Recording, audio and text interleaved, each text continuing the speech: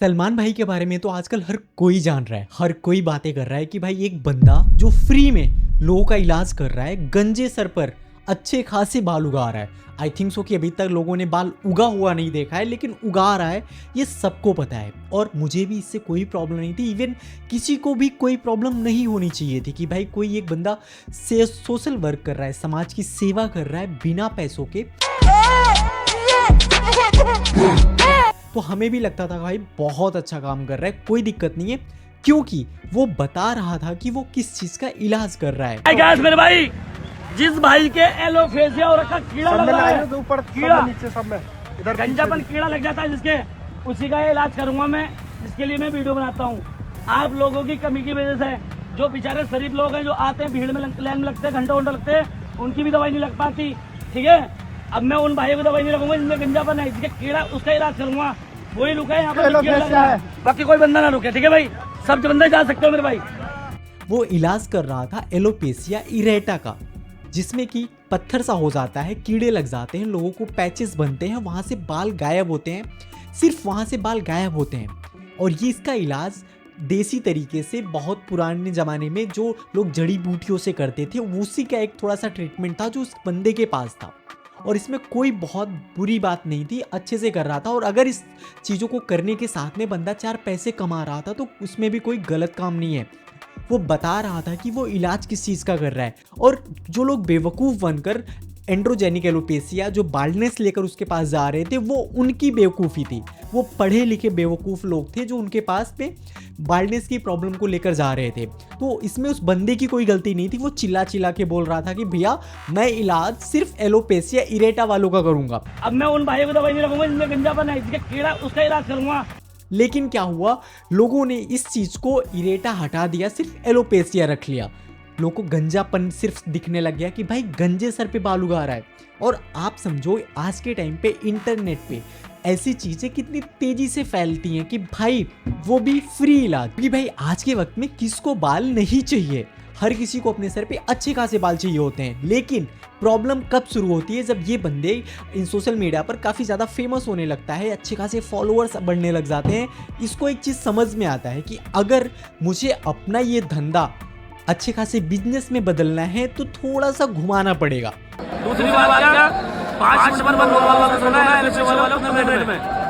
उसने क्या किया, जो अब तक वो बोल रहा था कि वो इलाज कर रहा है एलोपेसिया इरेटा वालों का, अब मैं उन भाइयों को दवाई नहीं लगाऊंगा जिनमें गंजापन है, जिसके कीड़ा, उसका इलाज करूंगा। नहीं, अब वो इलाज एलोपेसिया पेशेंट का भी करने लग गया। क्योंकि अगर वो ये चीज़ें करता रहता तो उसकी ऑडियंस बहुत छोटी रह जाती। वो ये चीज़ें सिर्फ वैसे लोग को कर पाता जिसको एंड्रोजेनिक एलोपेसिया इरेटा होता है, एलोपेसिया इरेटा की बीमारी जिसको होती है। और वो ये बीमारी 100 में से सिर्फ 3 या 4 या 5 लोगों को ही हो सकती है। तो 95% ऑडियंस इसको छोड़ के चली जाती और ये एक सीमित दायरे में सीमित रह के रह जाता और वहीं पे छोटा मोटा इसका चलता रहता। लेकिन बंदे को पता था कि मुझे अगर अपना धंधा बढ़ाना है, इसको बिजनेस बनाना है, तो थोड़ा सा घुमाना पड़ेगा। मुझे इससे एलोपेसिया या फिर गंजेपन लोगों को भी ये पकड़ाना पड़ेगा, तभी अच्छी खासी भीड़ लग पाएगी। और इसने एक टाइम के बाद अपने ही इलाज को बदल दिया। अब वो बोलता है कि भाई मैं इलाज करता हूँ एलोपेसिया बाल्डनेस वालों का भी। उनको क्या करना है, जो दवाई मैं लगाता हूँ जो इरेटा के लिए थी, उसको 15 मिनट में वॉश आउट करना था पानी से। अब जो गंजेपन है इनको सिर्फ 5 मिनट में वॉश आउट कर देना है। इसको भी पता है मिलना कुछ भी नहीं है लोगों इस दवाई से लोगों को, मगर फिर भी उसके नाम पर भीड़ जमनी शुरू हो जाती है।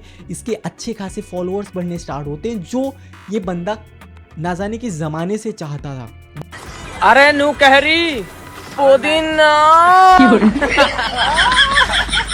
लेकिन अब बात करते हैं कि इसमें भी कोई प्रॉब्लम नहीं है। चलो ठीक है, इलाज तो फ्री में कर रहा है ना बंदा, ये एक पॉजिटिविटी बात आती है कि भाई पैसे तो नहीं ले रहा है आपसे। लेकिन इसके बाद यहाँ पे भी एक चेंज आना स्टार्ट होता है। भाई जब फ्री में इलाज कर रहा होता था तो शायद जो लोग अपनी खुशी से इसको पैसे देते होंगे वही इसका एक अच्छा इनकम का सोर्स था। लेकिन उसके बाद इस बंदे ने अपने धंधे को बिजनेस में बदलने के लिए 2 और चीज़ें ऐड कर दी। इसने अपने बंदे ने जो भी तेल लगा रहा है, इसका जो भी इसका इलाज कर रहा है, उसके लिए 2 चीज़ें मैंडेटरी कर ली। आपको लगाने होंगे इसके तेल और इसका स्प्रे। जो एक स्प्रे और तेल की कॉस्ट आती है 400 और 300 रुपये मिलाकर 700 रुपये। जिस पर ना कोई लेबल लगा हुआ है ना फिर MRP है, सिर्फ धड़ल्ले से बेचा जा रहा है कि अगर ये करोगे तो शायद आपको रिजल्ट और अच्छा मिलेगा। मतलब आप समझो कि अगर कोई हज़ारों किलोमीटर का ट्रैवल कर कर फ्री में बाल लगवाया, जिसने ट्रैवल में एटलीस्ट 2-4 हज़ार खर्च कर दिए, तो 700 रुपये के लिए वो पीछे नहीं हटना चाहेगा। वो बोलेगा चलो भाई ठीक है दे दो। और वही था सबसे बड़ा बिजनेस। पैसों का सबसे बड़ा राज जो बंदे को लगा, और आज के टाइम पे हर दिन इस बंदे के पास 1000 से 2000, 3000, इवन 7000 लोग भी जाकर दवा लगवा रहे हैं। और ये बंदा खुद बताता है कि अगले 6 महीनों में इस बंदे ने 30 से 35 लाख लोगों का बालों में ये दवा लगा चुका है। तो कम से कम 30 लाख लोगों को तो गंजापन खत्म हो गया होगा। एक तरीके से आप एक तरीके से समाज सेवा ही कर रहे हैं। हाँ, समाज सेवा कर रहे हैं। और जब बात हम पैसे की करते हैं तो इलाज आता है मुफ्त, लेकिन उसके साथ में चीज़ें बहुत सारी ऐड हो चुकी हैं। जस्ट लाइक आपको एंट्री फीस 20 रुपीज़ देने पड़ जाएंगे। हाँ चलो मान लेते हैं भाई किसी की ज़मीन है, किसी की जगह है, उसके लिए उसको कमीशन तो देना ही पड़ रहा होगा, तो चलो ठीक है भाई कुछ तो आ रहा है जेब में। उसके साथ में 700 रुपये का तेल और स्प्रे। मतलब आप सोच भी नहीं सकते हो कि अगर 700 रुपये के हिसाब से इसने अगर 35 लाख लोगों को लगाया, मैं 10 लाख लोग को ही कन्वर्ट करता हूँ, 10 लाख लोग अगर 700 रुपये का तेल या फिर ये चीज़ें करते हैं तो इसकी क्वांटिटी करोड़ों में जाती है भाई।